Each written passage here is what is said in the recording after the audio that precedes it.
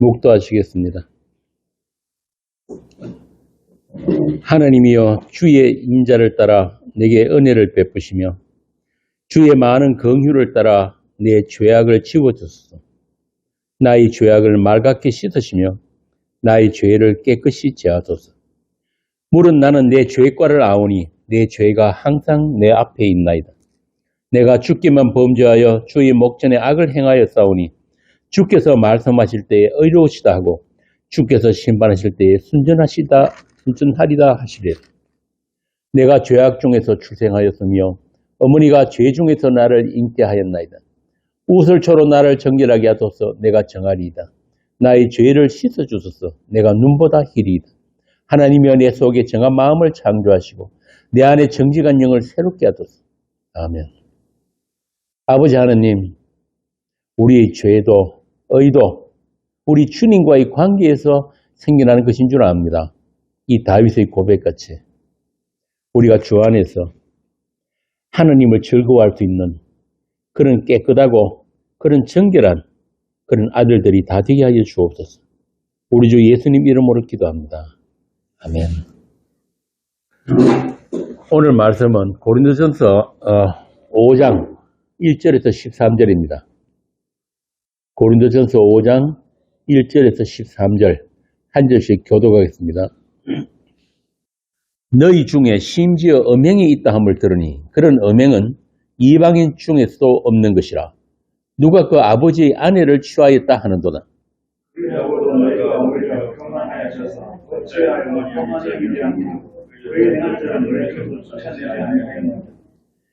내가 실로 몸으로는 떠나 있으나 영으로는 함께 있어서 거기 있는 것 같이 이런 일 행한 자를 이미 판단하였노라.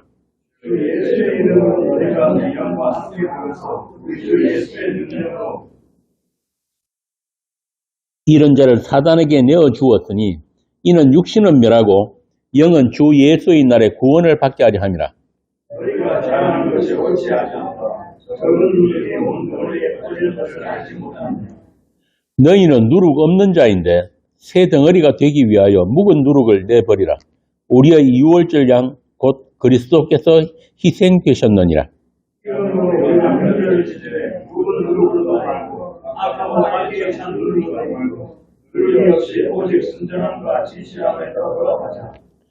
내가 너희에게 쓴 편지에 음행하는 자들을 사귀지 말라 하였거니와 이 말은 이 세상에 음행하는 사람이나 협력하는 사람이나 성취하는 자들을 도무지 사귀지 말라 하시옵소서.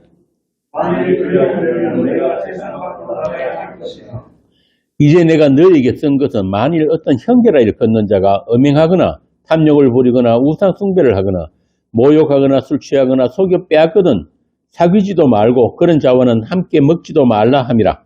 밖에 있는 사람들을 판단하는 것이야 내게 무슨 상관이 있으리요마는 여기 안에 있는 사람들이야 너희가 판단하지 않느냐. 함께 읽겠습니다. 밖에 있는 사람들은 하나님이 심판하시려니와 이 악한 사람은 너희 중에서 내쫓으라. 오늘 본문은 성경 가운데서도 가장 난해한 구절 중에 하나로 알려져 있는데요. 그 이유가 뭐냐면은 인본에 뿌리를 둔 구원론적인 시각으로 말씀을 해석하려고 해서 그렇습니다. 특히 5절 같은 말씀 때문에 그런 오해가 많아서 2000년이 지난 지금도 교회가 올바른 해석을 내놓지 못하는 것 같습니다. 아시다시피 성경은 인간 구원을 위해 주신 말씀이 아니란 말이에요. 이 성경 전체가 예수 그리스도라는 그분에 대해서, 그분이 누구신지에 대해서 증거하는 말씀들이거든요. 그래서 성경은 주께서 열어 보여주셔야만이 그 진의를 알게 되는 책이에요. 신학 공부해가지고 그렇게 습득할 수 있는 지식이 아니란 말입니다. 자, 그래서 오늘 이 본문을 우리가 보면서 과연 그렇게 난해한 말씀인지 한 절씩 우리가 살펴보겠습니다. 먼저 오늘 본문에 보면은 중요한 단어가 몇 가지가 나오는데요. 음행, 사단, 사단에게 내어줌, 누룩, 유월절 어린 양, 이런 문구들인데, 먼저 이런 단어들에 대한 올바른 이해가 필요합니다. 그리고 바울 서신의 수신자인 이 고린도 교회, 이 고린도라는 도시에 대한 사전 지식도 있어야 해요. 그래야지 이 전체적인 내용들이 큰 그림이 이해가 된단 말이에요.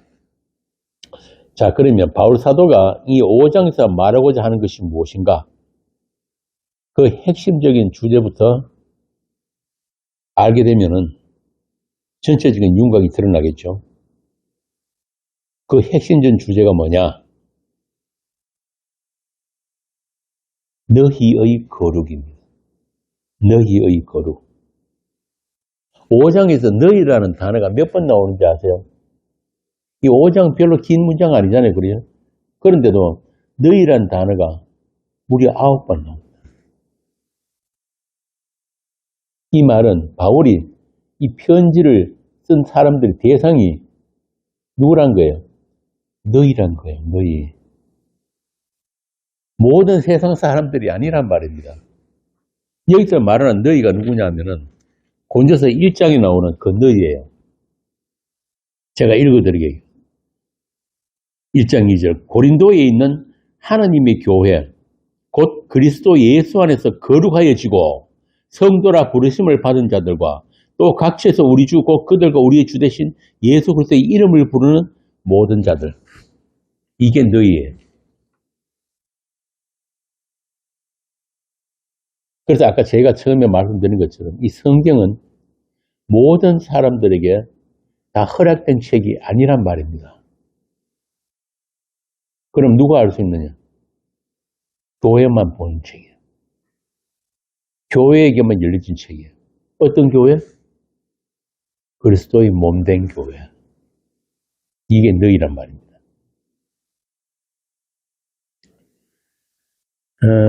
그래서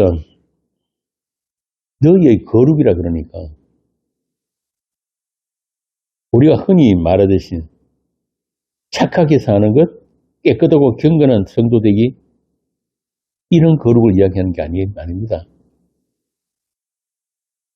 그래서 1절에 보면은 그런 음행은 이방인 중에도 없는 것이다. 그리고 9절에도 음행한 자들을 사귀지 말라 하였거니와, 이 말은 이 세상에 음행하는 자들이나 탐하는 자들이나 속여 빼앗는 자들이나 우상 숭배하는 자들을 도무지 사귀지 말라 하는 것이 아니니, 이렇게 말하면서 만일 어떤 형제라 일컫는 자가 음행하거나 탐욕을 부리거나 우상 숭배하거나 모욕하거나 술 취하거나 속여 빼앗거든 사귀지도 말고 그런 자와는 함께 먹지도 말라. 여기서 함께 먹는단 말은 성찬을 이야기하는 거예요.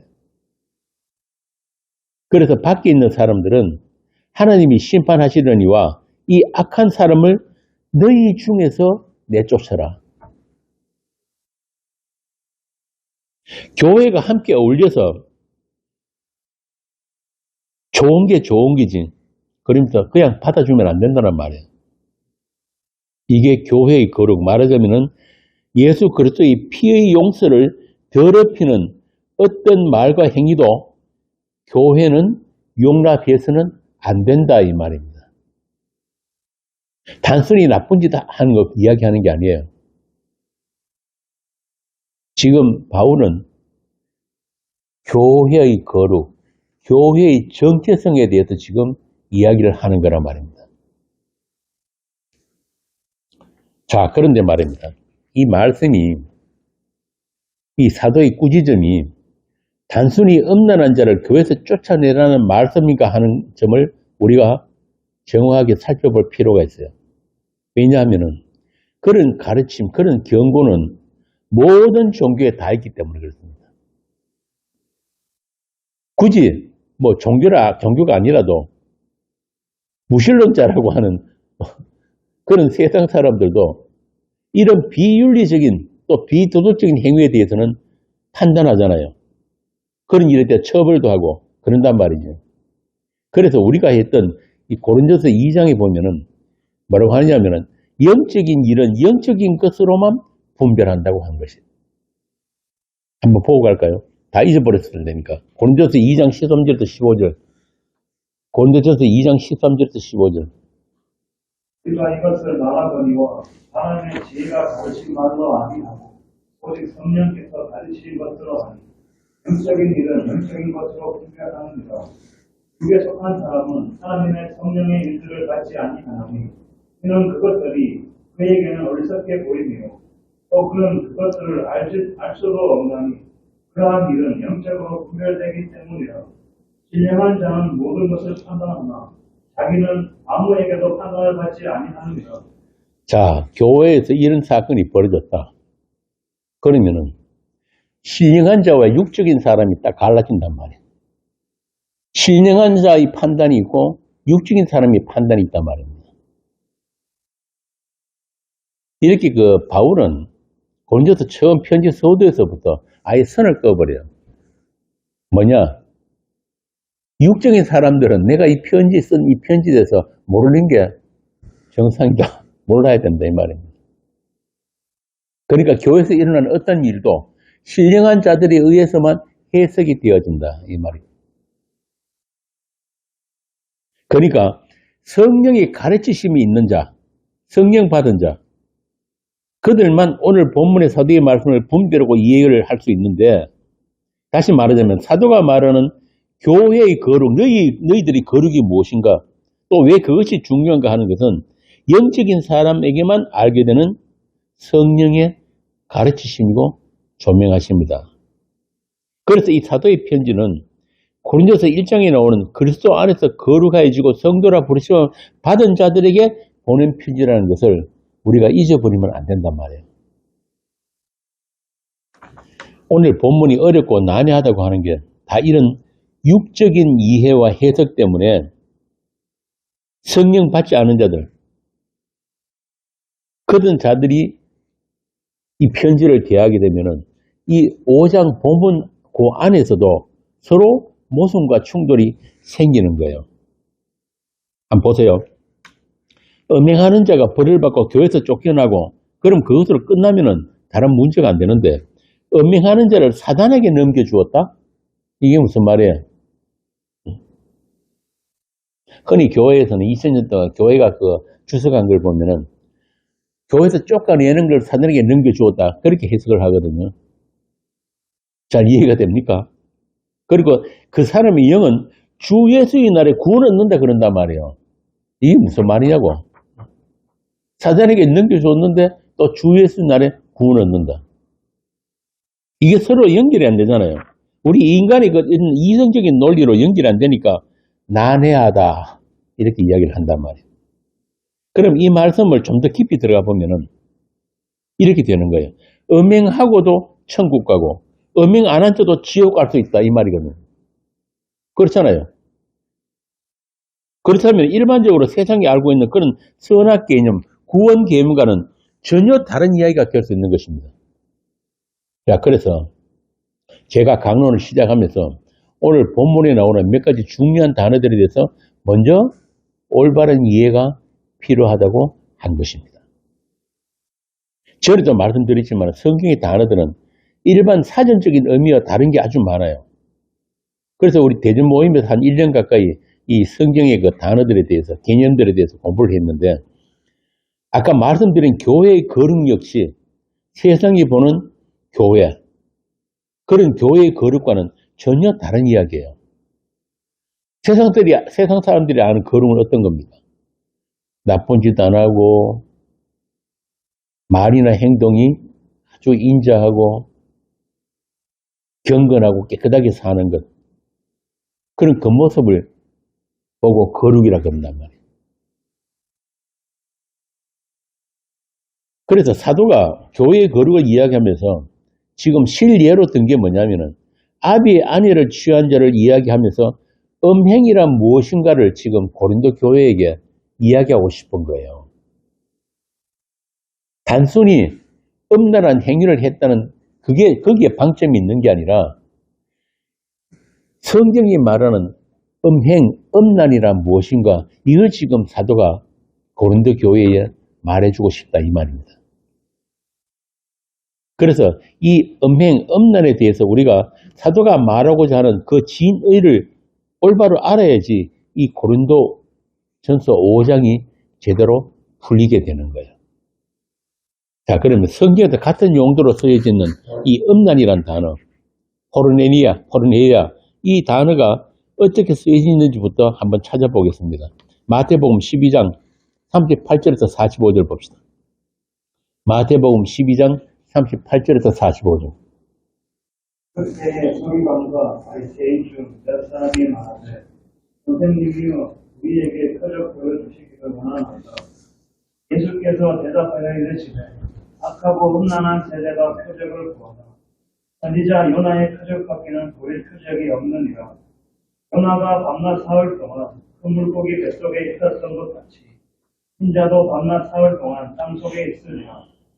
심판 때에 니느웨 사람들이 일어나 이 세대 사람을 정죄하리니 이는 그들이 요나의 전도를 듣고 회개하였음이거니와 요나보다 더 큰 이가 여기 있으며 심판 때에 남방 여왕이 일어나 이 세대 사람을 정죄하리니 이는 그가 솔로몬의 지혜로운 말을 들으려고 땅끝에서 왔음이거니와 솔로몬보다 더 큰 이가 여기 있느니라.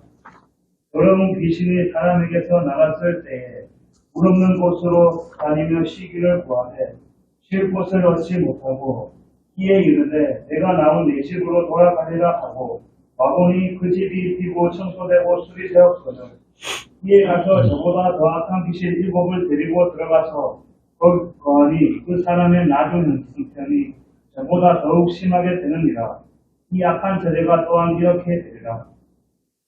예수님이 지금 음란한 자가 누구인가, 악하고 음란한 세대가 누구인가에 대해서 지금 말씀을 하시면서 뭘 말씀하시느냐 하면은 요나의 표적, 그러니까 예수님이 보여주실 그 십자가라는 표적을 모르는 자들이 바로 악하고 음란한 세대라는 거예요. 지금 바리새인들 서기관들이 와가지고 예수님에게 표적 한번 보여주세요 그랬는데 예수님이 지금 그들에게 지금 이야기를 하는 거예요. 니들이 바로 악하고 음란한 놈들이야. 왜? 니들이 그 요나의 표적이 가리키는 나를 모르기 때문에. 예수님이 말씀하시는 음란은 이런 거예요. 그래서 그들은 스스로 자신들을 깨끗하게 한다고 하면서 모든 율법 행위를 내놓고 그렇게 자신을 율법을 지키는 자로, 경건한 자로 그렇게 행세를 하는데 그게 바로 너희들이 7 귀신을 불러들이는 짓이야 이 말입니다. 요즘 말로 허걱. 이 듣는 바리새인들, 서기관들 어떻겠어요? 기가 막힐 거 아닙니까? 아니 이 인간이 지금 우리를 보고 7 귀신 들었다는 거야? 들렸다는 거야? 아주 충격적인 이야기예요. 그렇게 자신들이 율법 행위로 자기를 깨끗하게 지키는 자들의 대표로 불려나온 사람들이 이 바리새인 율법사들인데 그들이 바로 악하고 음란한 세대다. 자, 한번 생각해 보세요. 이렇게 율법 행위에 충실하고 경건한 바리새인들이, 서기관들이 음란하다고 하면은 이 세상에 음란하지 않은 자들이 누구 있겠습니까? 이렇게 예수님이 말씀하시는 음란이란 세상적인 그런 판단 기준과는 전혀 다른 거예요. 한 군데 더 봅시다. 데살로니가전서 4장 3절에서 6절.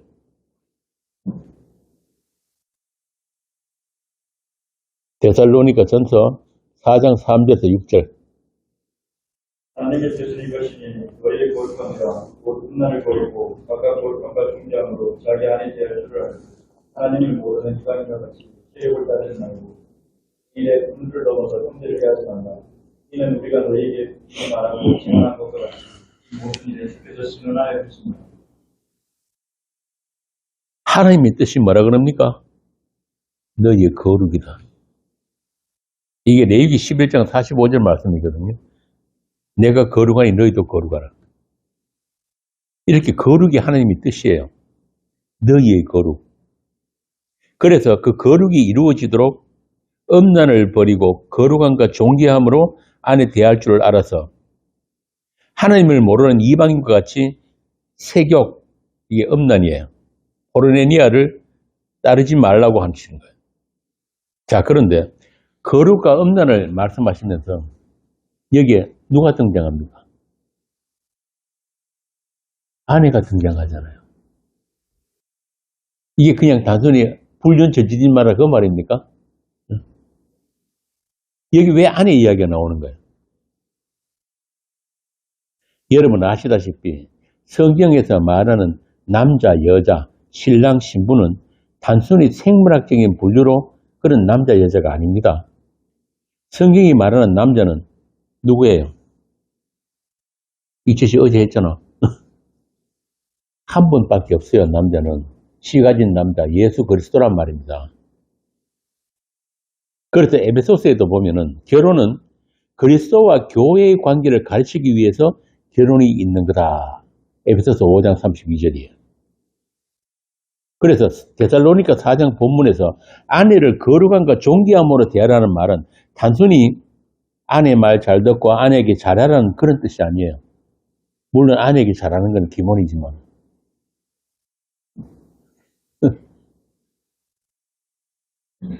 자, 이 말을 바꾸면은 음란하지 않고 세욕을 따르지 않으면은 그게 거룩이 조건이 될 수 있나요? 응? 그럼 세상에 바람 한 번도 안 피우고 마누라만 사랑하는 사람들은 다 거룩합니까? 대답을 안 하네. 세상 종교인들이 이런 문제를 오해를 해가지고 장가고 시집 안 가는 사람들 있잖아요. 그죠? 그런 걸 거룩으로 한단 말이에요. 그렇게 머리 밀고 산에 들어가고 중세 시대에는 수도원 같은 데 들어가가지고 금욕 생활 하잖아요. 그럼 진짜 거룩해지나요? 여러분, 인간은 말이에요. 모태 죄인입니다. 모태 솔로가 아니고 모태 죄인이에요. 그러니까 나쁜 짓을 해서 죄인이 되는 게 아니란 말이에요. 나쁜 짓 한다고 해서 내가 더러워지는 게 아니고 존재론적으로 부정한 죄인입니다. 인간은. 그래서 죄인에게서 나오는 건 다 부정해요. 다 음란해요. 그래서 레위기에 보면은 여자가 출산을 하면은 뭐라고 합니까? 속죄제들이라고요. 속죄제. 왜? 세상에 죄인 하나 추가했다고.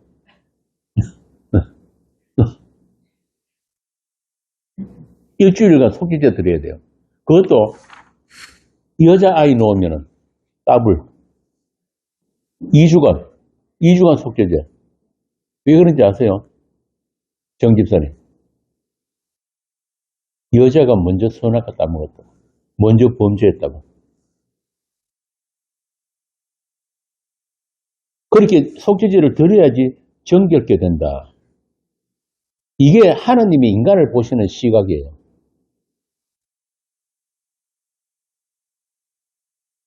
그렇게 우리 본질 자체가 죄인입니다. 다윗 말대로 우리 어머니가 나를 죄 가운데 잉태하셨다.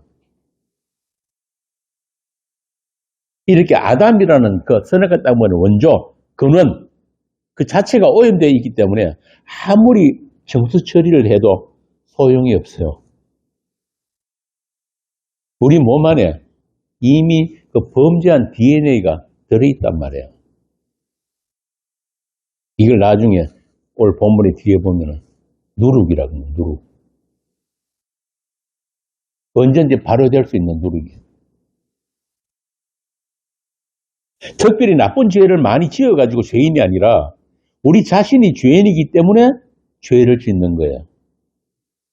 이걸 순서가 바뀌면 안 되는 거예요. 자꾸 종교인들이 죄만 안 지으면 깨끗해지는 줄 아는데 그게 아니란 말입니다. 만약 그렇다면은 이 그 바리새인이나 서기관들 같이 그렇게 죄 안 지고 율법 안 범하면은 하나님 앞에 당당히 설 수 있다고 생각했다면은 예수님의 십자가는 뭡니까? 헛것이지요. 괜히 쓸데없는 짓 한 거잖아요. 예수님이. 하나님이 성령부터 보내가지고 율법 잘 지키도록 해가지고 천국 보내주면 되잖아요. 오늘날 개혁주의가 그 이야기를 한다니까요. 우리가 옛날에는 범죄를 할 수밖에 없었죠. 이제 성령 받았으니까 우리가 성화돼가지고 죄도 안 짓고 날마다 성화돼가 천국 간다.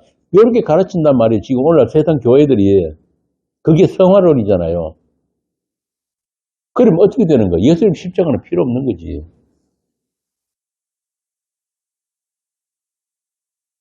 이게 아주 심각한 거예요. 오늘이 부활절입니다. 세상 교회들이 말하는 부활절인데. 이게 왜 문제냐 하면은, 부활이 모르고 부활절이 무슨 축제같이 사람들이 그렇게 모여서 떠들고 야단인데, 부활을 먼저 알기 전에 뭐부터 알아야 돼요? 십자가부터 알아야 되는 거야. 왜 십자가인지, 왜 십자가 은혜가 아니면 안 되는지부터 알아야 된단 말이에요.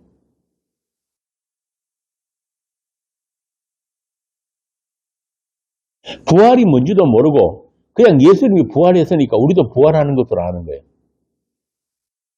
그러나 부활은 언약의 죽음, 그냥 죽음이 아닙니다. 예수님의 죽음은 우리 죽는 이런 죽음 아니란 말이에요.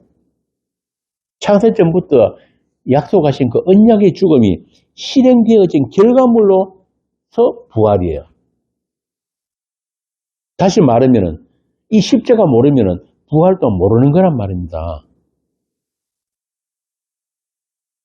사도의 말대로 예수의 죽음에 넘기오는 삶이 없는 자에게 부활은 종교적 망상일 뿐이에요. 그래서 부활은 내가 믿고 싶다고 해서 믿어지는 게 아닙니다.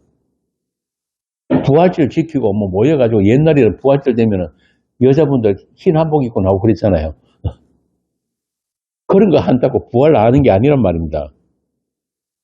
요한복음 입장에 보면은 예수님의 부활을 보고도 그 부활이 무엇인지를 제 아들이 몰랐어요. 마리아도 몰랐어요. 그러니까 마리아가 예수님이 시체 없어졌다고 막 운단 말이에요. 웃기잖아요. 예수님 부활했으면 기뻐해야지 왜 웁니까? 그래서 우리가 알아야 할 것은 예수님의 부활이 의미하는 것은 뭐냐? 단순히 죽었다가 살아나는 걸 이야기하는 게 아니에요. 생명은 오직 예수 그리스도에게만 있다는 사실을 가르쳐 주는 게 부활이에요. 나를 믿어주면 너희들도 부활한다 그런 말 아니란 말입니다. 내가 아니면은 어느 누구도 생명에 들어올 수가 없다는 것이 이 부활의 의미예요. 그래서 예수님이 그랬잖아요. 나는 길이요 진리요 생명이다. 예수님이 생명이에요. 나는 부활이고 생명이니 나로 말미암아 나를 믿는 자는 죽어서 살겠고 죽어도 살겠고 아니 죽어서 살겠고 살았으면 나를 믿는 자는 영원히 죽지 아니하리라. 이것을 너희가 믿느냐?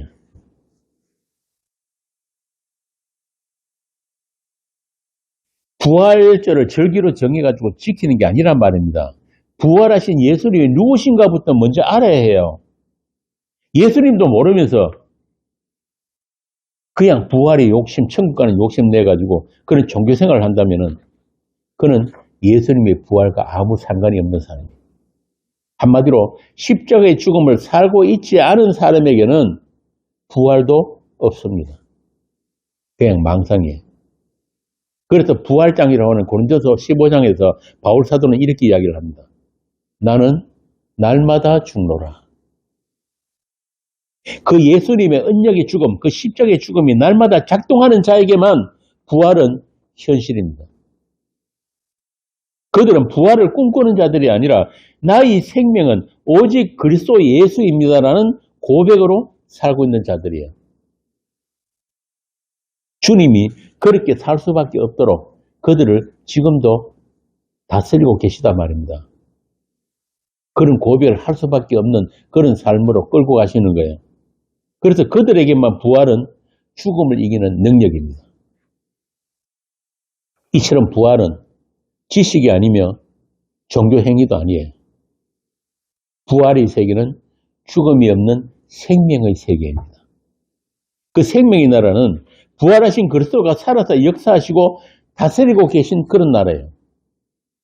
오직 주님으로 말미암고 주님에 의해 모든 것이 베풀어지는 것. 성도는 그 나라를 이 땅에서부터 살고 있는 사람입니다.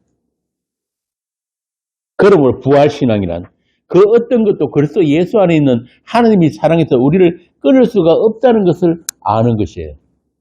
그들이 이미 부활에 참여된 자들이고 생명 안에 있는 자들이에요. 사망 권세를 이긴 영원한 생명을 가진 자로 살고 있단 말입니다. 그렇게 부활은 능력이며 현실입니다. 그러므로 그 부활을 살고 있는 자들은 사도처럼 바울 사도가 고린도후서 4장에서 그러죠. 사망은 우리 안에서 역사하고 생명은 너희 안에서 역사하느니라 라고 하는 그 십자가의 현실을 어디서나 누구에게나 증언할 수 있는 사람입니다. 이와 같이 부활은 그리스도와 함께 십자가에 못 박힌 자들의 부활입니다. 자, 이렇게 자기 자신을 볼 수 있는 사람, 그리스도 안에 있는 그 새로운 현실, 세상과 다른 현실을 볼 수 있는 사람들, 그들은 자신 밖에서 자신의 실체를 볼 수 있는 자들이에요. 바울이 말한 그 사망의 몸에서 건져져서 그리스도 안으로 옮겨진 자에게만 보여지는 새로운 현실이란 말입니다.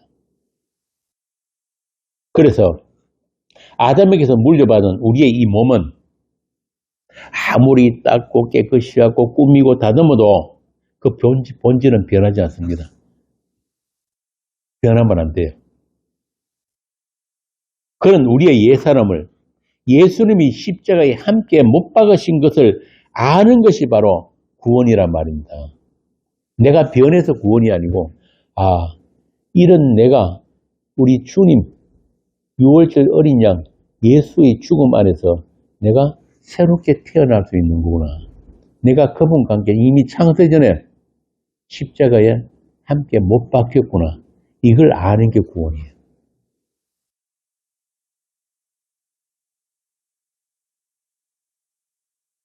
그래서 우리가 구원받아서 천국 가는 것은 우리 이 몸이 남들보다 더 깨끗해지고 성화되어 가지고 그렇게 천국 가는 게 아니란 말입니다.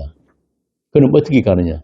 주님의 피로 빤 그 세마포 옷으로 갈아입혀 주시기 때문에, 다시 말하면 그리스도로 옷 입음으로 해서 하나님께서 우리를 어렵다고 깨끗하다고 흠이 없는 아들들이라고 거룩한 아들들이라고 여겨주시는 거예요.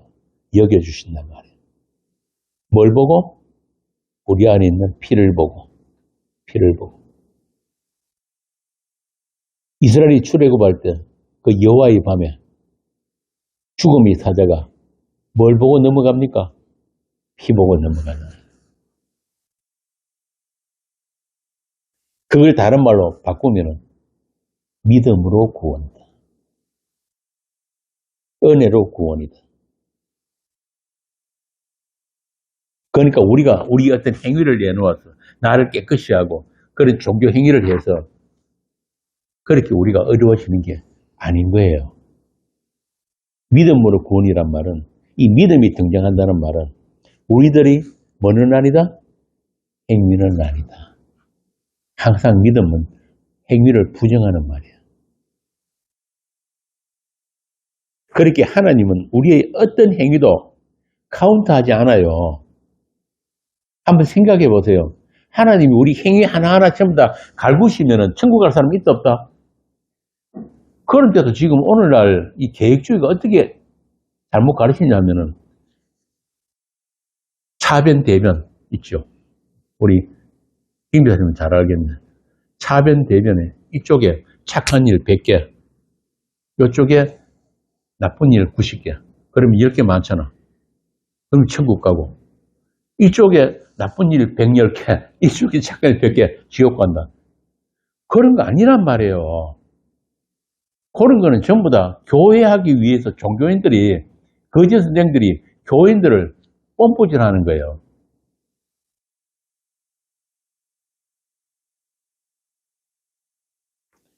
말로는 만날 그러죠. 오직 믿음이다. 오직 은혜다.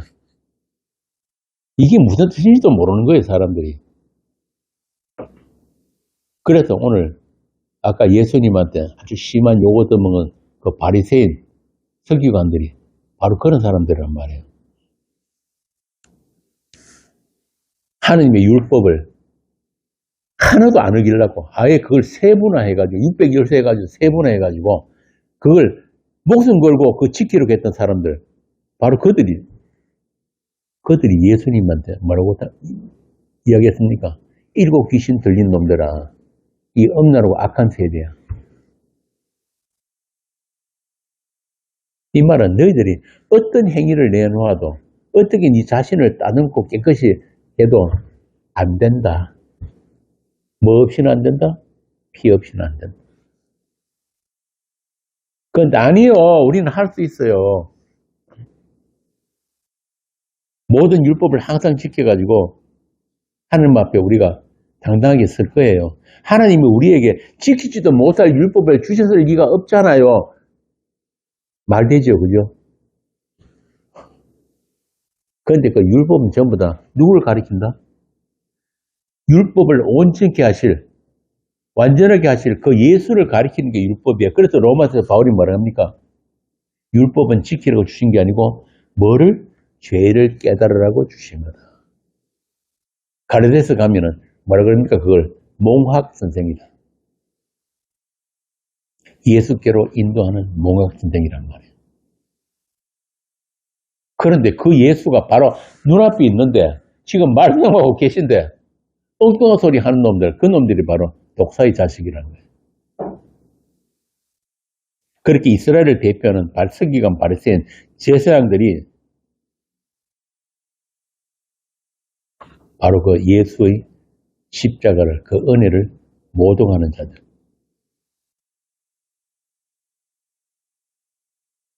그들 가운데서 열심히 특심했던 사람이 있죠. 그 누굽니까? 사도가 되기 전에 사울. 바리새인 중에 바리새인. 율법에 흠이 없다고 했던 그 사울이 예수님을 만나고 나서 성령 받고 나니까 그 같은 로마서에서 뭐라고 그러는지 아세요? 로마서 3장 한번 봅시다. 이 바울이 우리에게 말하고 있는 인간론, 모든 인간. 로마서 3장 10절에서 12절. 역설과 의인은 없나니 하나도 없으며 깨닫는 자도 없고 하나님을 찾는 자도 없고 다 치우쳐 함께 무익하게 되고 선을 행하는 자는 없나니 하나도 없으며 그들의 목구멍은 열린 무덤이요 그 혀로는 속임을 일삼으며 그 입술에는 독사의 독이 있고 그 입에는 저주와 독이 가득하고 그 발은 피 흘리는 데 빠른지라 하늘과 고생이 그 길에 있어 현장의 길을 알지 못하였고 그들의 눈앞에 하나님을 두려워함이 없느니라 함과 같습니다. 세상 사람들이 이 로마서 3장에 이런 이야기를 들으면 동의를 하겠습니까? 안 하겠습니까? 동의 안 하죠. 그래도 우리에게는 선한 구석이 있고 착한 일도 얼마든지 할 수 있고 세상에 의인들도 많잖아. 동의 절대 못합니다. 그런데 이런 말씀에 동의하는 사람들이 누구입니까? 성령 받은 성도들만 동의하는 거예요. 왜? 성령을 받았다는 말은 나에게 어떤 선도, 어떤 조그만 의도 없다는 것을 알게 되기 때문에.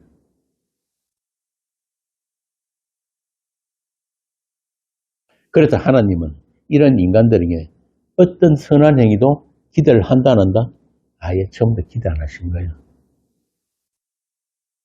그래서 어떤 신학자는 심지어 그런 말을 한 거예요. 하나님은 예수만 받으셨다.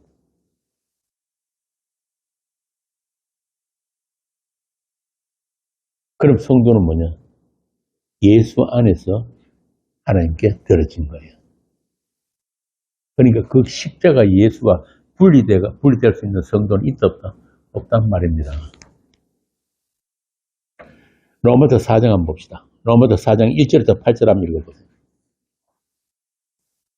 그런즉 육신으로 우리 조상인 아브라함이 무엇을 얻었다 하리요.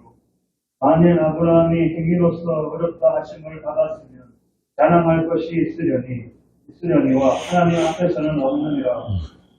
성경이 무엇을 말하느냐? 아브라함이 하나님을 믿음에 그것이 그에게 의로 여겨진 바 되었느니라. 일하는 자에게는 그 삭이 은혜로 여겨지지 아니하고 보수로 여겨지거니와 이를 아니할지라도 경건하지 아니한 자를 의롭다 하시는 이를 믿는 자에게는 그의 믿음을 의로 여기시나니 이러한 것이 없이 하나님께 의로 여기심을 받는 사람의 복에 대하여 다윗이 말한 바 불법이 사함을 받고 죄가 가리어 짐을 받는 사람들은 복이 있고 주께서 그 죄를 인정하지 아니하실 사람은 복이 있도다 한바 같습니다. 바울이 지금 3장까지 인간의 구원 불가능에 대해서 쭉 이야기를 하고 드디어 4장에서 뭘 이야기하면은 믿음으로 주어지는 의에 대해서 이야기를 하는 거야. 구원은 오직 믿음으로 주어지는 구원이다. 이게 율법 외의 한 의예요. 그러니까 율법 행위를 하는 자들은 뭐냐 하면은 그걸 은혜로 주는 것이 아니고 구원을 은혜로 주는 게 아니라 자기가 한 일에 대한 보상으로 하는 거야. 내가 이렇게 깨끗이 살았고 내가 이렇게 하나님 잘 섬겼으니까 내가 구원받는 거 당연하다. 그런 거 없단 말이에요. 지금 4장부터 이제 바울이 본격적으로 믿음이란 무엇인가? 왜 믿음인가? 왜 은혜로 구원인가? 이걸 지금 이야기를 하는 거예요. 그래서 이 하나님의 의신 예수 그리스도, 하나님의 의로우신 예수 그리스도와 그 십자가, 그 십자가의 그 다 이루신 그걸 무시하고 그 십자가 은혜의 필연성을 모르고 그 십자가 은혜에 자기의 율법 행위, 종교 행위를 보태려고 하는 것, 그것을 로마서 10장에서 이스라엘의 실패라고 한 거예요. 이 오늘날 세상 교회들이 바로 그 짓을 하는 거예요. 십자가 은혜 맞아. 그러나 우리가 우리의 구원을 확신을 가지고 확실하게 확보하기 위해서는 뭐도 있어야 된다? 우리의 종교 생활, 교회 생활, 주일 지키기, 11조 하기, 교회 잘 생기기. 요새는 이제 좀 사람들이 좀 의식이 깨어나니까 목사 잘 생기란 말은 잘 안 하더라고. 옛날엔 주의정 잘 생기는 게 그게 아주 중요했거든요. 그러니까 주님의 십자가 은혜만으로는 부족하다. 거기에 우리들이 어떤 삶? 종교적인 그런 행위, 착하게 살기, 교회가 시키는 대로 충성하기, 이런 것들이 보태어져야 뭐가 확보된다? 구원이 확보된다. 구원이 중도에서 취소될 수도 있으니까 열심히 교회가 시키는 대로 잘해야 된다. 그러면은 너희들이 상급까지 달라진다. 야, 요즘 이제 막 가요, 이제. 차등 상급론이 그래서 나온 거예요. 누구는 천국 가니까 100평짜리 맨션에 살고, 누구는 오두막 살더라. 누구는 개털 모자 쓰고, 누구는 건멸류관 쓰더라. 자, 그러면은 이것보다 교인들 뽐뿌질 하는 이보다 더 좋은 게 없잖아요. 저 대구 만촌동 가면 큰 교회 하나 있어요. 그 사람 옛날에 총신에 교수할 때 그 차등 상급론 너무 못한 사람이에요. 이게 바로 종교인들의 악행이라고 하는 거예요. 십자가의 원수란 말입니다. 이게. 이스라엘의 실패가 바로 그런 거였어요. 그래서 로마서 10장 한번 봅시다. 로마서 10장 3절에서 4절. 하나님 여인을 모르고 자기의 일을 세우려고 또 하나님의 의를 복종하지 아니하였습니다. 그리스도는 모든 믿는 자에게 의를 이루기 위하여 율법의 마침이 되십니다. 모든 믿는 자들에게 의가 되시기 위하여서. 그러니까 예수를 믿는 자들에게 의는 뭐냐면은 예수 그리스도가 의예요. 그가 되시기 위해서 율법의 마침이 되셨다. 더 이상 우리가 내놓을 율법 행위 없다 이 말입니다. 그리스도 안에 있으면은 어떤 범죄도, 어떤 율법을 범한 범죄들도 죄가 되지 않는 거예요. 왜? 율법을 십자가에서 어떻게 했다? 도말해버렸다. 의문의 정서를. 도말이란 말은 북북 찢어서 없앴다는 말이에요. 그걸 모르고 아직도 자꾸만 율법 행위를 내놓아가지고 자기 구원을 확보하려고 하는 자들, 그들은 뭐예요, 그럼? 믿음 없음. 예수 안 믿음. 교회 백날 평생 다녀도 예수 믿은 적 없는 거예요. 이게 오늘날 기독교의 현실입니다. 이런 이스라엘의 지식 없는 열심, 이걸 가지고 예수님이 악하고 엄란한 세대라고 하신 것입니다. 하나님은 창세 전부터 성자 예수의 피로, 아들의 피로 거룩하고 흠이 없는 아들들, 곧 예수 그리스도의 신부된 교회를 예정하시고 묵시 안에서 다 이루셨는데, 또 그의 몸된 교회, 그들 신부된 교회를 위해서 이 천지를 창조하셨는데, 그런 하나님의 의와 거룩에 대적하는 타락한 천사가 에덴의 아담을 유혹해서 하나님을 떠나 뱀의 말과 결합하도록 유혹을 한 거예요. 이게 범죄의 시작이란 말입니다. 하나님은 아담에게 그랬잖아요. 동산 중앙에 있는 그 선악과 나무 열매만큼은 따먹지 마라. 따먹으면 어떻게 된다? 정령 죽으리라. 그런데 아담이 하나님의 말을 무시해버렸잖아요. 왜? 뱀의 말이 더 맞는 것 같으니까. 뱀이 뭐라고 했습니까? 이걸 먹으면 눈이 밝아져서 너희도 선악을 알게 되고 뭐처럼 된다? 하나님처럼 된다. 그 전까지만 해도, 이 선악과 따먹기 전까지만 해도 아담은 하나님과 자기를 다른 존재라고 여겨본 적이 없어요. 하나였단 말이에요. 마치 아기들이 어머니 자궁 안에 있을 때 한 몸인 것처럼 그렇게 아담과 하나님은 하나였던 거예요. 그런데 그걸 딱 따먹고 나니까 뭐가 보인 거예요? 자기 자신이 보이는 거예요. 나라고 하는 하나님과 별개의 다른 주체, 내가 보이니까 뭘 해 입었습니까? 벌거벗은 걸 알고 무화과 잎으로 치마를 해 입었단 말이에요. 성경이 말하는 엄란은 바로 여기서부터 시작된 거예요. 여기서부터. 그러니까 하나님과 분리된 상태, 그 자체가 바로 엄란이에요. 다시 말하면 자기를 위해서 살아가는 모든 것이 엄란이고 부정한 것이에요. 물론 그것까지도 하나님께서 자기 성도들을 위해서 허락한 것이지만, 선악과도 하나님 허락하시면 안 하시면은 있을 수가 없는 거예요. 동산 중앙 한가운데 보암직도 하고 탐스럽게 한 그 선악과 하나님이 따먹을 줄 몰랐을까요? 알았을까요? 당연히 알죠. 그래서 이게 딜레마가 시작됐단 말이에요. 그러면 하나님이 선악과 따먹으라고 방치해놓고 그럼 지옥 보내면 안 되잖아. 요게 지금 아직도 20년 동안 이 기독교가 가지고 있는 딜레마예요. 그게 아니란 말이에요. 선악과든 혹은 이 모든 하나님이 창조한 천지 창조, 하늘과 땅, 이 큰 모든 우주가 다 뭐라고요? 자기 성도, 하나님의 사람들을 위해서 그들을 배양하기 위한 이 우주란 말입니다. 이 우주 안에서 하나님의 사람으로 잘 자라나기 위해서, 완성되기 위해서 지금 아직도 하늘, 땅, 이 모든 우주가 제자리에 있는 거예요. 그래서 하나님께서 허락하신 그 범죄, 그 범죄를 통해서 아담은 어디로 가야 됩니까?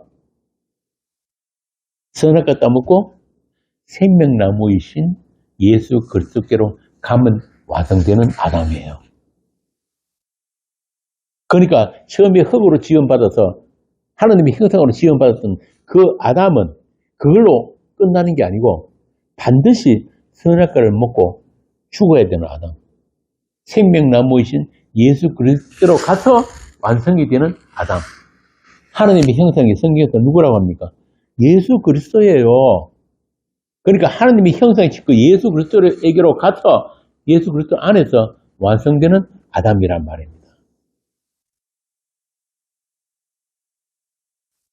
그래서 어스틴이 말한 것처럼 죄가 거룩한 죄가 되기까지 하나님의 사람들은 자기 중심의 그 선악구조, 그 인본의 뿌리를 둔 바벨론의 가르침, 이 세상의 모든 가르침이 이 바벨론의 가르침입니다. 학교에서부터 어릴 때부터 가르치기 전부 다 인본주의잖아요. 심지어는 교회까지도. 그 바벨론의 가르침과 또 음녀의 섞은 술에 취해서 오랜 시간을 시달리게 됩니다. 그래서 이 세상을 하나님께서 세상 신이 다스리도록 내어주셨는데 오늘 본문에 나온 이 엄행한 자를 사단에 내어줬다는 게 이 엄행한 자들만 사단에 내주는 게 아니란 말이에요. 하나님이 선악과를 따먹고 그 아담을 어디로 쫓아냈습니까? 에덴 밖으로 쫓아내버렸잖아요. 세상 신이 다스리는 그 세상으로 내어줬단 말이에요. 네가 한번 네 인생, 네를 위해서 한번 살아봐. 그것이 얼마나 비참한 것인지 하나님을 떠나서 네가 스스로 혼자서 하나님처럼 행사하며 산다는 게 그게 얼마나 비참한 것인지 한번 살아보라는 거예요. 그게 사단에 내어준 거란 말입니다. 그래서 오늘 본문에 뭐라 합니까? 그 영은 주 예수의 날에 구원받게 하려 합니다. 그들 가운데 생명나무이신 예수께로 가서 그분이 은혜로 그 피의 용서로 그 예수를 아는 것으로 그 예수와 연합되어서 그 주 예수의 날에 살아나는 자들이 있다 이 말입니다. 이게 오늘 본문 말씀입니다. 이걸 모르니까 이 난해하다, 이 도대체 뭐야? 사단에 내어주는 게 뭐야? 또 주 예수의 날에 영은 산다는 게 무슨 말이야? 전부 다 있다고 소리야. 2000년 동안 주석이 전부 다 그래요. 이 자료를 내가 여러 군데 찾아봤는데 옳게 이걸 푸는 그런 주석들이 그런 자료가 없더란 말이에요. 전부 다 자기 중심적인 구원론 때문에 전부 다 이 구원론적인 그런 시각으로 이 성경 본문을 읽으니까 답이 안 나오는 거예요. 제가 다시 말씀드리지만 성경은 우리 구원을 위해서 주신 책이 아닙니다.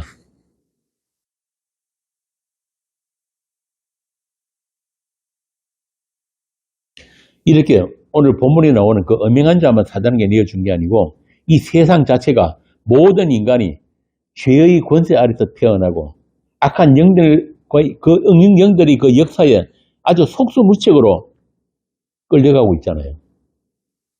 그래서 예수님이 구원에 대해서 설명하시면서 뭐라고 했습니까? 강한 자를 먼저 결박하고 그 강한 자의 세간으로 꼼짝 못하고 잡혀있던 자들을 빼앗아 오는 것. 이게 구원이라는 거예요. 세간 아시죠? 가구. 이 가구들이 그 주님이 하신 그 전쟁, 강한 자를 결박하고 빼들어오는 그 전쟁, 전리품으로 우리가 그분께 빼앗겨가는 그것, 거기에 대해서 협조한 게 있습니까? 없습니까? 협조할 수가 없잖아요. 우리는 그냥 가만히 속수무책으로 있다가 더 강한 자가 와서 빼들어가니까 빼들어간 것 뿐이에요. 이게 구원이란 말입니다.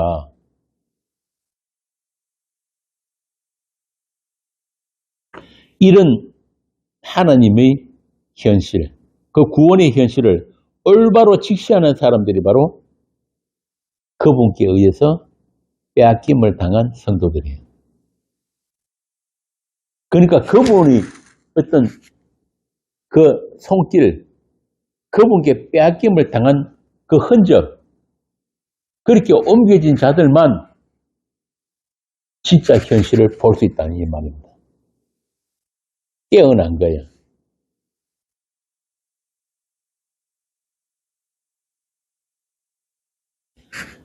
이렇게 필요하신 교회는 세상과 다른 현실을 볼 수 있는 사람입니다. 오늘 본문의 고린도 교회들은 그런 하나님의 현실, 그런 복음의 현실을 모르고 그냥 좋은 게 좋은 거지, 뭐 음란 좀 하면 어때? 고린도라는 도시가 다 그런데 그 고린도라는 도시는 음란한 자들이 대명사예요. 고린도스럽다는 말까지 있을 정도로 그 유럽에서도 가장 음란한 도시란 말이에요. 그게 윤리 도덕적으로 나쁜 게 아니고 그 사람들은 그냥 그게 문화예요. 아포로디테라는 우리 다음 시간에 하겠지만은 그 신을 그 미의 신, 사랑의 신이라고 그러잖아요. 그 신을 섬기는 신전이 아주 큰 신전이 있었는데 그 신전에서 그 신을 섬기는 여사제들만 1000명이에요. 그런 여사제들이 밤만 되면 도시로 내려오는데 도시로 내려와서 창녀가 되는 거예요. 그러니까 여기 오늘 말하는 아비의 철을 취했다는 말, 진짜 그 자기를 낳아준 어머니가 아니고 아마도 자기 아버지의 계모, 첩, 그걸 이제 그 여자와 동침을 했다 이런 이야기예요. 그러니까 그런 일들이 비일비재하단 말이에요. 그런데 굳이 지금 바울이 그걸 예로 들면서 이야기를 하는 거는 교회야, 너희들은 세상과 다른 그런 음란과 경계선을 가진 그런 교회란다. 똑같이 그런 세상 문화, 세상 종교, 세상 음란 그런 것들을 쫓아가면 안 되는 거야. 그런데 고린도 교인들은 뭐라냐면은 뭐 그럴 수 있지. 좋은 게 좋은 거지 뭐. 그런 거 좀 하면 어때? 그러면서 뭘 자랑하느냐? 자기들이 성령 받은 거, 방언하는 거, 예언하는 거, 병 고치는 거. 나는 바울파야, 나는 베드로파야, 나는 아볼로파야. 이런 거 자랑하더란 말이에요. 그러니까 바울이 보기는 기가 막힌 거죠. 야들이 예수를 아는 거야 도대체? 십자가 뭔지를 아는 거야?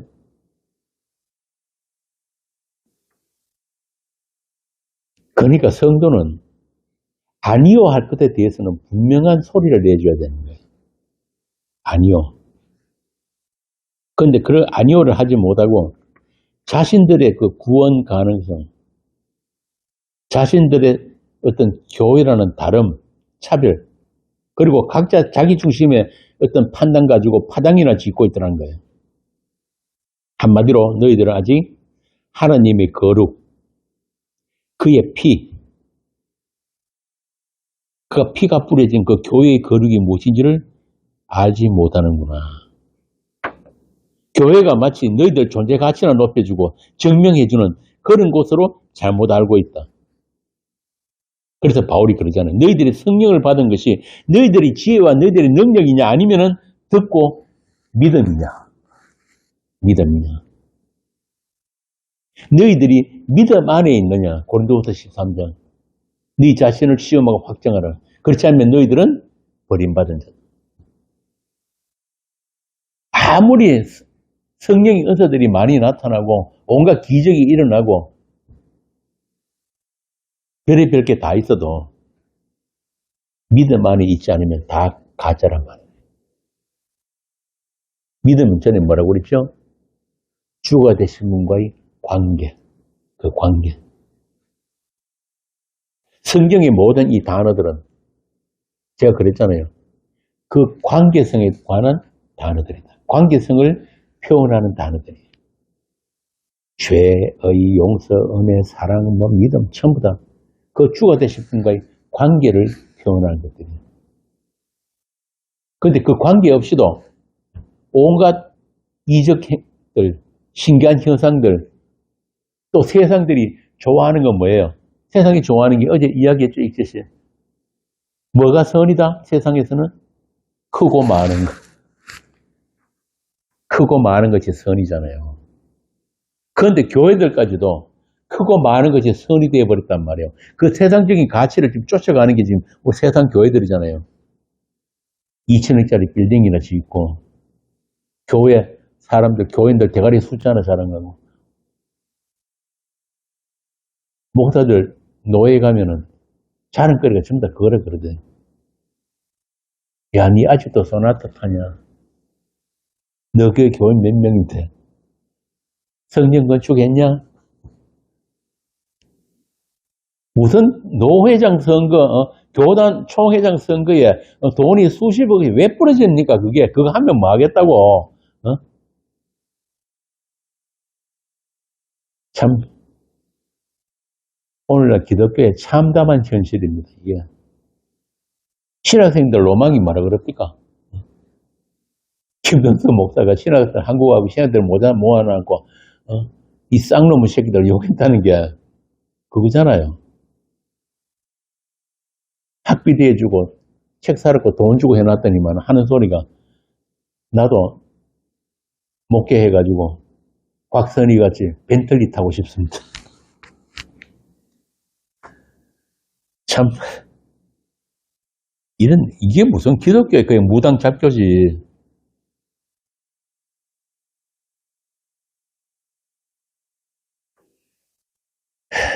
그래서 바울이 돌직구를 던졌단 말이야.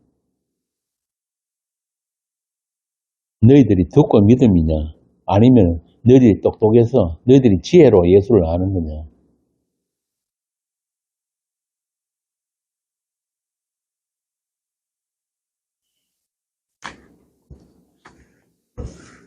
예수는 학습의 대상이 아니에요.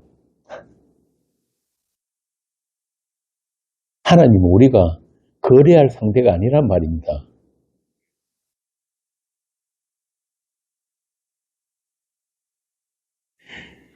정작 그 성령의 은사, 초대교회 때는 많은 은사가 나타났잖아요. 그때는 성경이 아직 완성되기 전이기 때문에 방언도, 그래서 방언 통경하는 자가 있단 말이에요. 그래서 그런 것들이 전부 다 오늘날 이 정경이 된 거예요. 그런데 그는 성령의 은사가 가리키는 그 십자가의 사랑, 가장 큰 은사가 사랑이라고 그랬잖아요. 그 십자가의 그 사랑은 모르면서 다들 그걸 가지고 자기 의를 삼고 끼리끼리 모여가지고 자기의 옳음을 자랑한다면은 그것이야말로 음행이고 누룩이 퍼져감이 아니냐 이 말입니다. 그래서 바울은 어느 누구 할 것 없이 자기 뜻대로 공적을 쌓는 자들, 우리 앞장에서 했잖아요. 구원을 받되 불 가운데 받는 것 같으리라. 다시 말하면 나는 너희들 개개인에 대한 판단은 하지 않겠다. 다만 너희들이 악하고 엄란한 행사에도 불구하고 주 예수의 날에 너희들이 영이 구원받기를 원한다.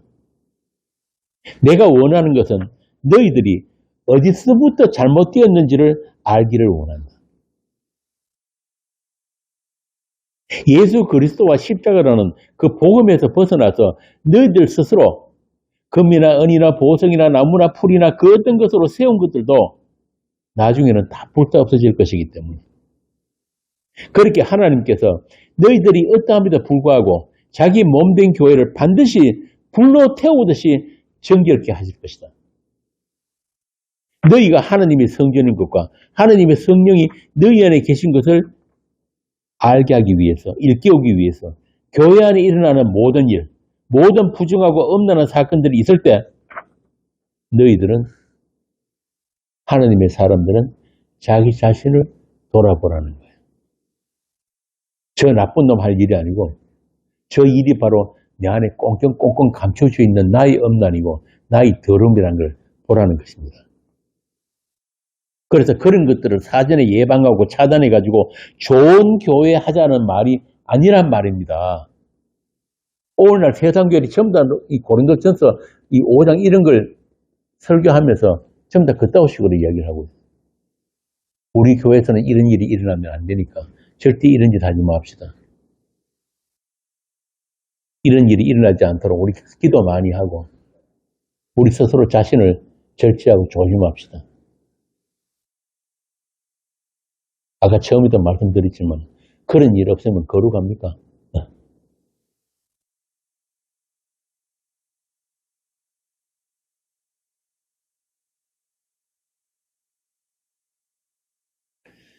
모든 세상 교회는 이런 사단의 역사가 있고 그렇게 사단에 내어주는 사람이 있는 것은 하나님이 아들이 피로 사신 교회의 거룩이 무엇인가 이걸 우리에게 가르치기 위해서 또 거룩을 지키기 위해서 일어나는 사건들이라는 것을 알아서 예수님의 십자가 그 보혈의 은혜와 그 사랑을 잃어버리면 안 된다는 그것만 꼭 붙들으라는 그런 성령의 책망을 하나님의 사람들에게 가르치시는 거예요.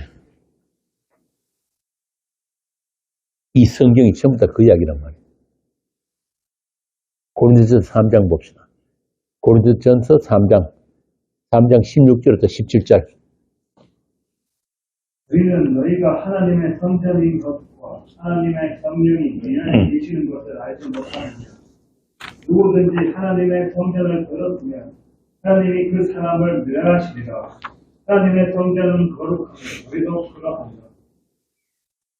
자, 그러면은 하나님의 성전인 우리 마음을 지키시는 분이 누구라는 거예요? 하나님이 우리를 지켜주시는 거예요. 우리 마음을 거룩하도록. 잘 동의가 안 되죠? 그러면 하나님이 우리 마음을 거룩하게 지킨다는 말은 무슨 뜻이겠어요? 정인 집사님. 주님, 저는 안 됩니다. 바울같이 저는 죄인의 개수 맞습니다. 죄인의 개수란 말이 마귀 새끼라는 뜻이거든요. 나는 도저히 내 자신을 스스로 다스릴 수도 없고 깨끗이 할 수도 없습니다. 그래서 나에게는 주님의 그 피가 필요합니다. 주님의 그 피의 용서가 아니면 저는 지금 당장 심판받아 마땅한 죄인입니다. 죄인의 개수입니다. 그걸 고백하고 그 주 예수의 이름 앞에 무릎 꿇는 것, 납작 엎드리는 것, 이 상태가 거룩이에요. 이게 깨끗함이에요. 이게 하나님이 보시기 깨끗한 거란 말입니다. 다른 깨끗함, 다른 경건, 다른 거룩 없습니다. 그 무엇으로도 우리는 어떤 행위로도 우리를 스스로 깨끗이 할 수 있는 방법이 없어요. 그런 것도 불구하고 우리는 날마다 우리가 있어야 할 그 자리를 떠나서 하나님의 성전된 우리의 신분을 잊어버리고 살 때가 너무 많잖아요. 눈에 보이는 세상 것을 쫓아서. 성령이 계시는 우리의 마음을 더럽히면서 살아가고 있단 말입니다. 그러나 주님은 우리에게는 주가 계시기 때문에 그 주께서 우리를 내어버려 두시지 않고 세상을 향한 우리의 눈을 주님이 못 박히신 그 십자가로 향하게 하시는 거예요. 이게 성령을 받았다고 하는 거라고. 성령의 그 책망. 다른 사람에게는 들리지 않는 그 성령의 책망. 죄와 의와 심판에 대해서 우리를 책망하시는 그 음성이 들리는 거예요. 하루에 12번씩 7귀신이 들락거리는 우리의 이 몸, 이 육신을 마치 사탄에게 내어준 것처럼 그렇게 보일 수가 있는 거예요. 아, 이거 진짜 내가 예수 믿는 거 맞아. 어떻게 내한테 예수 믿는 믿음이라는 게 이렇게도 없는 거야. 맞죠? 그런 생각 많이 들죠? 그게 정상이란 말이에요. 제가 전에도 말했지만은 하나님, 이 성령의 은사로 믿음이 우리에게 주어지게 되면, 본래 믿음은 우리에게 없는 거니까, 믿음이 주어지게 되면 제일 먼저 뭐가 보인다? 나의 믿음 없음이 보이는 거예요. 참 역설이죠, 그죠? 그래서 그 주님의 믿음, 그 주님의 믿음을 우리가 구하게 된단 말입니다. 저는 이렇게 믿음 없는 자가 맞습니다.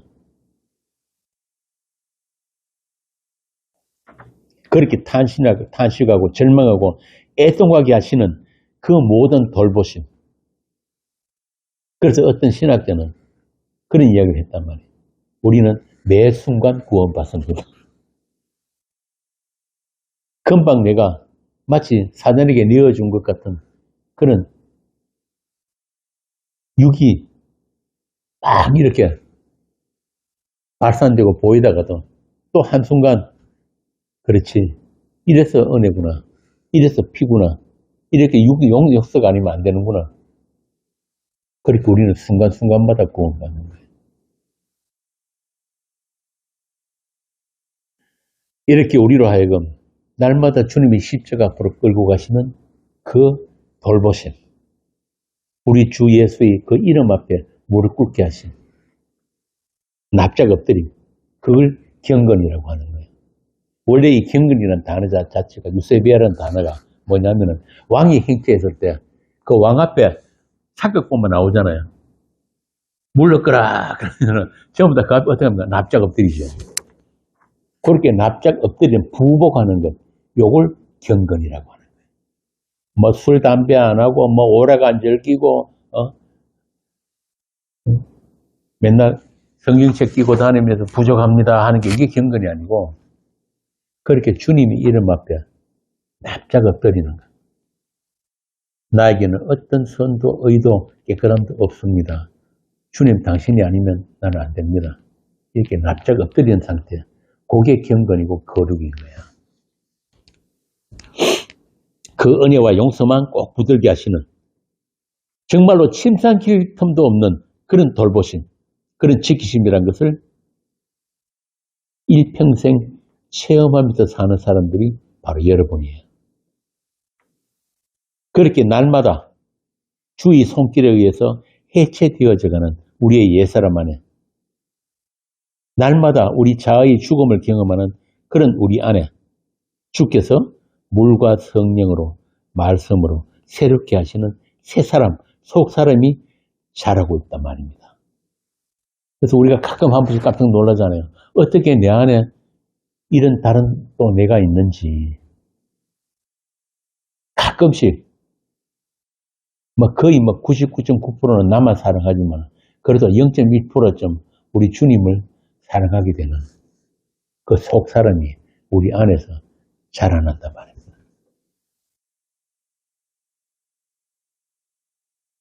그러므로 우리에게 주어지는 모든 것은 유익이에요. 선이고 유익이란 말입니다. 나로부터 주님에게로 눈이 들리게 하는 그런 성령의 돌보심, 책망, 위로하심이 바로 우리의 현재적인 구원이에요. 구원의 확신을 딴 데서 찾으려고 그러면 안 된단 말입니다. 오늘 본문 4절입니다. 주 예수의 이름으로 너희가 내 영과 함께 모여서 우리 주 예수의 능력으로 이런 자를, 여기서 이런 자는 바로 나 같은 엄난한 자라는 이야기하는 거예요. 사단에게 내어주기도 하였으니 이는 우리의 육신은 멸하고 우리의 육은 날마다 주님과 함께 못 박힌 그 죽음의 자리로 우리가 가게 되니까 우리 육신은 멸하고 영은 주 예수의 날에 공을 받게 하려 함이라. 이런 내어줌이 바로 우리의 거룩을 위한 내어줌이라는 것을 여러분은 아시기 바랍니다. 그러나 그렇다고 해서 우리 성도의 신분, 이 아들의 신분은 절대 변하지 않아요. 이건 제 말이 아니고 성경이 그렇게 이야기하는 거예요. 요한일서 5장 18절. 하나님께로부터 난 자는 다 범죄하지 아니하는 줄을 우리가 압니다. 하나님께로부터 나신 자가 그를 지키시며 악한 자가 그를 만지지도 못합니다. 악한 자가 여러분을 만지지도 못한다 그런단 말이에요. 하나님께서 난 자들은 뭐라 그럽니까? 범죄하지 않는다. 맞습니까? 범죄한 적 없어요? 그런 뜻이 아니란 말이에요. 하나님의 약속 안에 있는 자들, 그러니까 창세전에 이미 아들이 핏부림을 입은 자들은 죄와 상관이 없는 이 존재로 이제 신분적인 그런 범죄 안함이에요. 의인이란 말입니다. 여러분이 이미 묵시 안에 하나님의 아들들로, 거룩한 아들들로 완성이 되어 있어요. 그럼 우리는 왜 인생을 살아야 되나? 그 완성이 어떤 하나님의 희생과 하나님의 섬김인지를, 어떤 사랑인지 은혜인지를 우리가 인생 동안에 죄인으로서 배우고 돌아가면 되는 거예요. 그래서 우리의 신분은 죄와 상관없는 의인들이란 말입니다. 이런 하나님의 열심, 이런 하나님의 전능하심, 그것을 알고 감사하고 기뻐하고 찬송하는 그런 남은 날들이 되기를 빕니다. 하나님의 사랑은 이런 사랑이에요. 너무 깊어서 옹이가 되어버린 사랑이에요. 그 노래 모르죠? 아주 좋은 노래 있어요.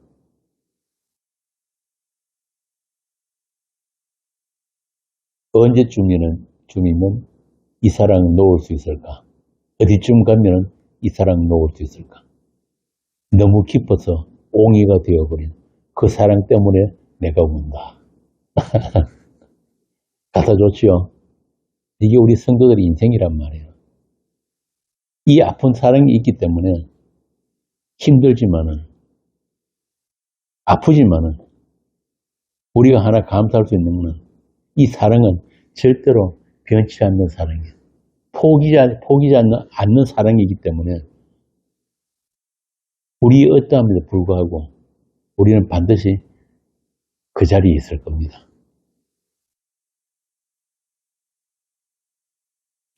이렇게 여러분들은 이미 거룩하고 이미 사랑스러운 그리스도의 신부된 교회이기 때문에 그 거룩과 그 아름다움을 지켜주시기 위해서 일어나는 모든 일들은 하나님의 열심이고 하나님의 사랑이에요.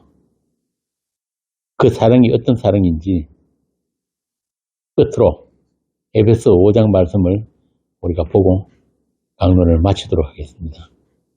에베소서 5장 22절에서 33절입니다. 아내들이여 자기 남편에게 복종하기를 죽게 하듯하라. 이는 남편이 아내의 머리됨이 그리스도께서 교회의 머리됨과 같으리니 그가 바로 몸의 그릇이니라. 그러므로 교회가 그리스도에게 하듯 아내들도 범사에 자기 남편에게 복종할지니라. 남편들아 아내 사랑하기를 그리스도께서 교회를 사랑하시고 그 교회를 위하여 자신을 주심같이 하라. 이는 곧 물로 씻어 말씀으로 깨끗하게 하사 거룩하게 하시고 자기 앞에 영광스러운 교회로 세우사 피나 주름 잡힌 것이나 이런 것들이 없이 거룩하고 흠이 없게 하려 하심이라. 이와 같이 남편들도 자기 아내 사랑하기를 자기 자신과 같이 할지니 자기 아내를 사랑하는 자는 자기를 사랑하는 것이라.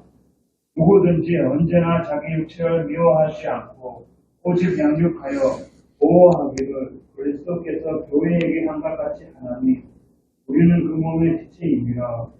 그러므로 사람이 부모를 떠나 그의 아내와 합하여 그 둘이 한 육체가 될지니 이 비밀이 크도다. 나는 그리스도와 교회에 대하여 말하노라. 그러나 너희도 각각 자기 아내 사랑하기를 자신같이 하고 아내도 자기 남편을 존경하라.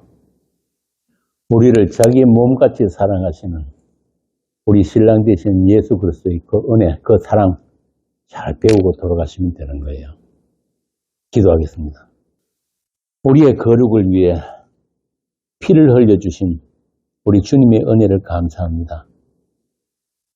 우리의 어떤 행위도 어떤 됨됨이도 보지 않으시고 오직 피의 용서로만 거룩하고 흠이 없는 아들들이 되게 하신 우리 하나님의 하나님 되심을 찬송합니다.